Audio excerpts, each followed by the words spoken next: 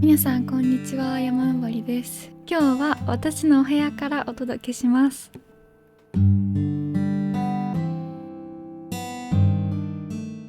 この前の動画で一人は本当に楽しいのかっていうことをお話ししたんですけど、私もともと一人時間はすごく好きなので今日は逆に一人でやってよかったことっていうのをお話ししたいなと思ってます。まず一つ目、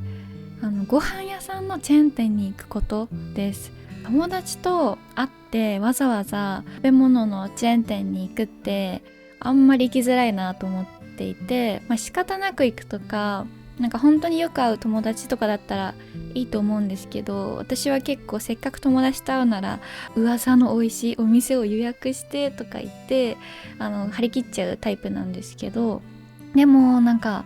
一人で外食したい時って結構あるじゃないですか。意外となんかファミレスとか、そういうチェーンも含めて行く機会ないなと思ってて、社会人になってからデビューしたチェーン店がいくつかあるんですけど、その中からちょっと私が指折りのおすすめのお店を今日は紹介したいと思います。まず各ジャンル別におすすめを言うとですね、まずハンバーガージャンルだったらモスバーガー一択ですね。ハンバーガーももちろん美味しいんですけど、私はモスシェイクが大好きで、絶対にモスバーガーでご飯を食べるときはセットのドリンクはモスシェイクに課金してます。そう、100円とかなんかちょっとプラスするとシェイクにできるんですけど、もうモスのシェイクは本当にみんな食べた方がいいし、そう、あとハンバーガーは何でも美味しいですね。私は結構季節限定のものとかを食べるんですけど、もしの何が美味しいって、サラダ、レタスとかがさ、なんかちゃんと葉っぱしてるっていうんですか。そう、なんかマックとかって結構固めのレタスなんですけど、モスバーガーって柔らかいレタスだから美味しいし、あとモスってそのレタスをね保存しておく温度みたいなのが決まってるんですよ。あ、そうそう、レタスを生かす4度の魔法っていうのがあって、モスのシャキシャキしたレタスっていうのは4度の温度によって保たれているんですね。本当に。で、あとね、モスって美味しいんですけど、食べにくい。美味しいものは食べづらいと思うんですけど、だからなんか友達と行くにはなんか喋りながら食べるの結構ハードル高くて、なんか口についたのこう取ったりしながらさ、おっとっとみたいな具がさなりながら食べるよりかは、一人で黙々と目の前の味に向き合うのにはすごくぴったりだなと思います。ファミレス部門だと私はサイゼリヤですね。やっぱロイホとかも人気だと思うんですけど、なんかやっぱ格式高い感じがして、特別な時にはロイホ行くんですけど、もう日常でちょっとイタリアンが食べたいってなったらもう即サイゼですね。私の定番のメニューとしては、まずエスカルゴのオーブン焼きは必ず頼みますと、それにフォカッチョ、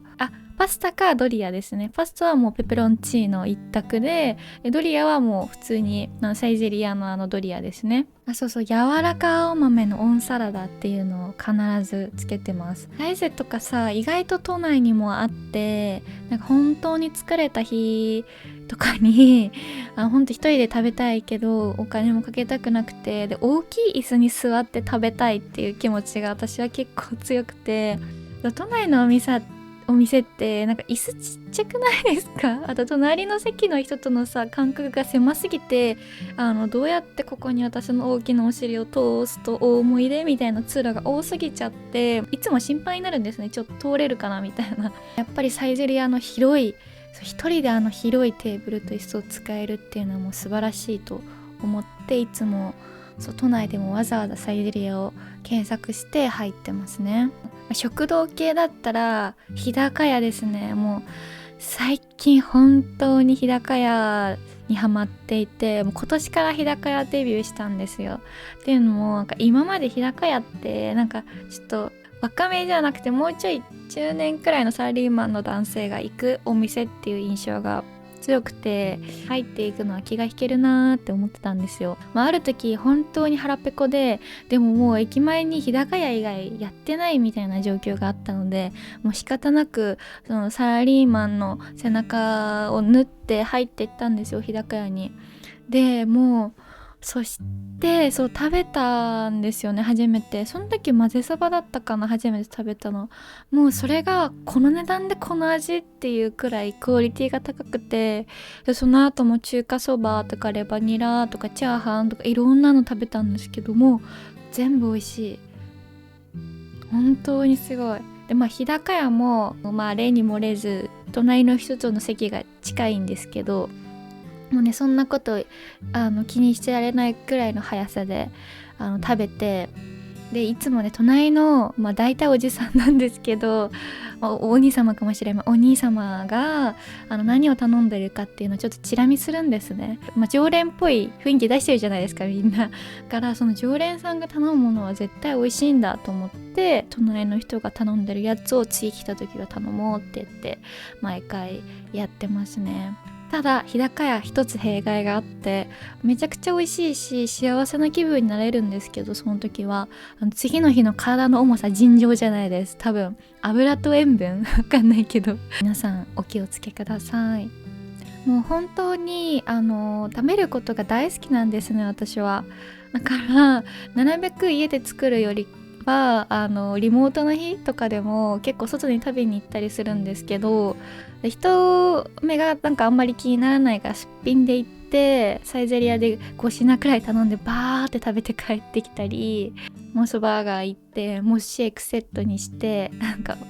冬とかおしるこメニューがあるんでおしることかつけてバーって食べて帰ってきたりするんですけど、なんかそういう食べることへの飽くなき執着心というか、その強欲さみたいなのを恥ずかしがらずにこう出せるっていうのは、一人の時が一番いいのかなって思います。2つ目が古着屋さんに一人で行くことですね。そう、友達と古着屋さんに行くとその子がおすすめのお洋服を教えてくれたり相談しながら決められるっていうメリットもあるんですけど、いいですか皆さん、一人で古着屋に行くのは修行だと思ってください。まず一人で古着屋に行くと決める力がつきます。決める力というのは何かというと、古着という膨大な品数の中から自分が好きでさらに似合うかもしれなくて、で価格帯的にもイエスかノーかを決める、なんかこの3点を一人で全てこなさなきゃいけない。であとすごい量だから結構心が折れそうになるんですね。でもそういう時にもう頼れるのは一人しかいないということで、折れない心も身につくというので、一人で古着屋さんに行くことをとってもおすすめします。一応フグの発信をしているので、なんかどうやって服コーディネート組んでますかとか、どうやってお洋服買ってますかとか聞かれるんですけども、これは経験だと思います。勉強とかじゃないと思う。多分とにかくたくさんの服を着て、とにかくたくさん試着をして、でその中から自分で選ぶ、決めるっていうその決断の力みたいなのを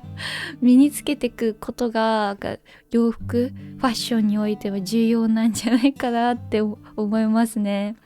ただあと一人で古着屋さんに行っていいことは、店員さんに相談しやすいと思ってて、結構話しかけてくれる店員さんとかが多いじゃないですか。試着の後にどうでしたかとか言われた時に、なんか素直に思ったことをちょっと伝えてみるとか、みたいな、私普段こういうのは着ないんですけどどう思いますかみたいな、ちょっと気になっててとか、あとなんか赤好きだけどこの赤ちょっと自分には明るすぎますかねとか、そういう感じで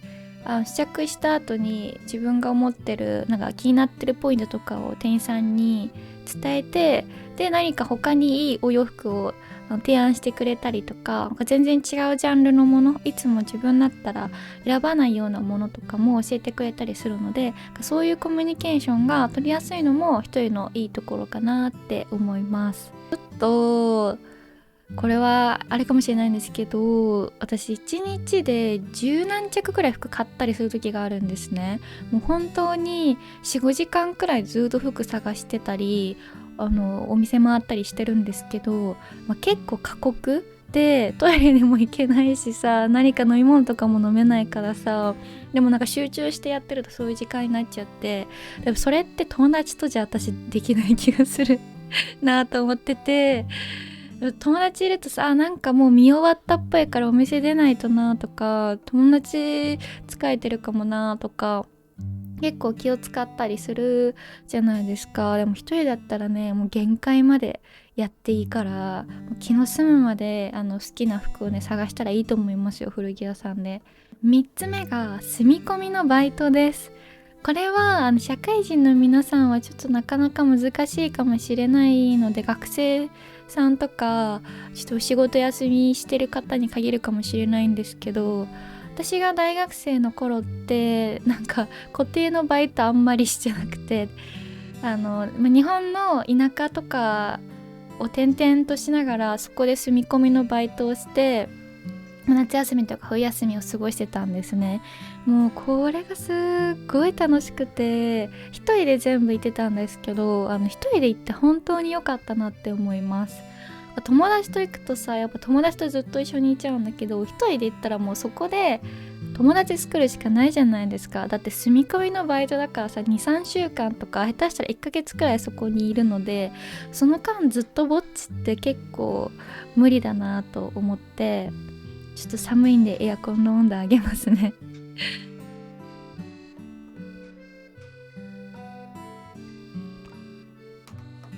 そう、友達がいるとなかなか現地での、知り合いとか友達とか作るのも難しいんですけど、一人だったら、だいたい住み込みのバイト来てる子たちも一人だったりするし、友達ができやすいんですね。住み込みのバイトになるんで、当然なんか暮らしも変わるわけですね、その期間だけ。なんか一人暮らしっていうほど一人暮らしでもないけど、なんか寮生活みたいな感じで、そう他のバイトの子がすぐ近くに住んでたりもするし、そのバイト先の人のなんかなんだろうな、そこが旅館だったら旅館のちょっと別室みたいなところに泊まらせてもらったりとか、ちょっと非日常的な暮らしとかもできるわけですね。もうこれがすごい楽しくて、私は兵庫の旅館、城崎温泉っていう旅館の女中さんのバイトとか、あとなんか岐阜県にあるなんていうの、観光施設のなんかアルバイトとか、あと北海道の美瑛町にある観光局みたいな、なんか行政のなんか施設のみたいなとこでちょっとバイトしたりとか、そうですね、あとローカルメディアのライターとかも、ライターっていうか本当にお手伝いみたいな感じでしたけど、とかいろいろやりましたね。本当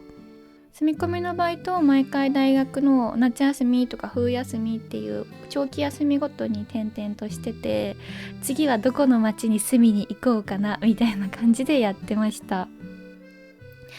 そうで、なんかこの住み込みのバイトのいいところは、一人旅だともう本当に絶対一人だし、なんかゲストハウスとかでね、知り合いの人ができたりとかするかもしれないけど、そこでバイバイじゃないですか、正直。だからそれよりももうちょっと長くそこの土地に住んで、しかもお金ももらえてっていうので、人とも交流できてっていうので、自分の性格にすごく合ってるなっていう風に思いましたね。なんか楽しいことだけでは全然なかったっちゃなかったんですけど、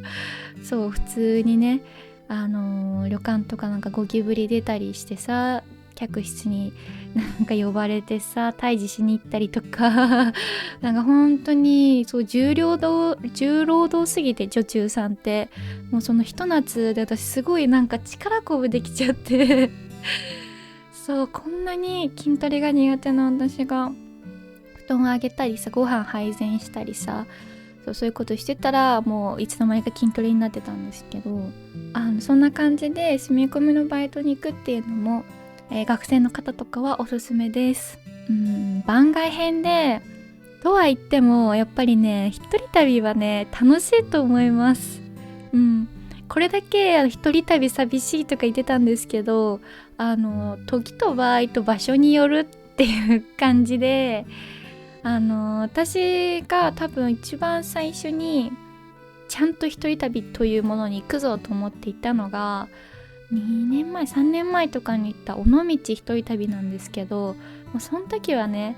なんで行ったかっていうと、仕事がしんどすぎたんですね。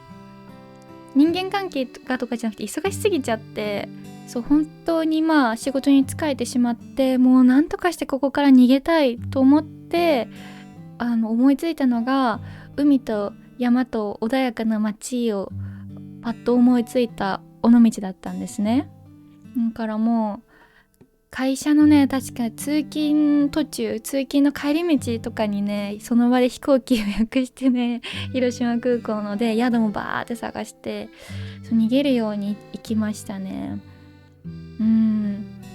でさ、有給も取って2泊3日で行ったんですけど、もう美味しいものを食べまくってさ、でなんかゲストハウスみたいなとこ泊まったり、なんか尾道からフェリーに乗って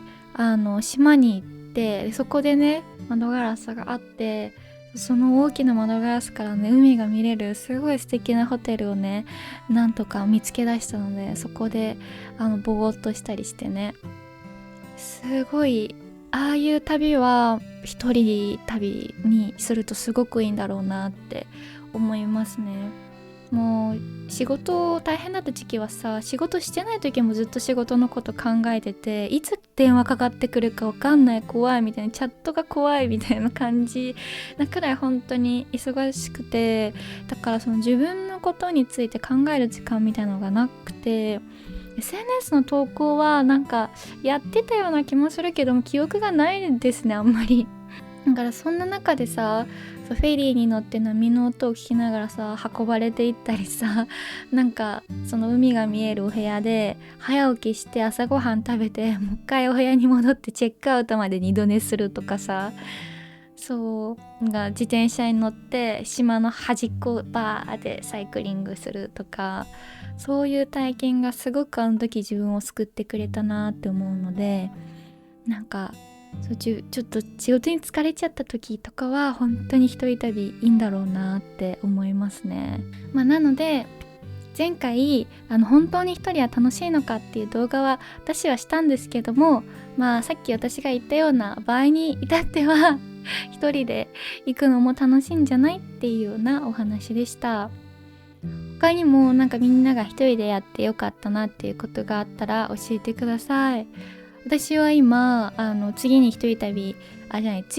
でやりたいなと思っているのは、登山とかあとカヤックに乗ることとかは一人でやってみたいなと思ってます。一人登山はね一回やったんですけど、なんかちょっと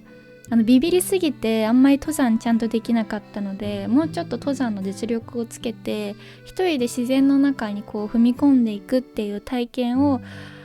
したいなって思ってます。カヤックも同じですね。一人で海の上とか、川の上に立ってみたいっていう気持ちが結構あって、カヤック一人でできるか分かんないけど、一人で漕げるようになるがゴールかな。そうっていうのをやりたいなと思っているので、みんなの一人でやってよかったこととか、あと一人でやってみたいことがあったらコメントで教えてください。それでは今日も見てくれてありがとうございました。いい夢が見られますように。おやすみなさい。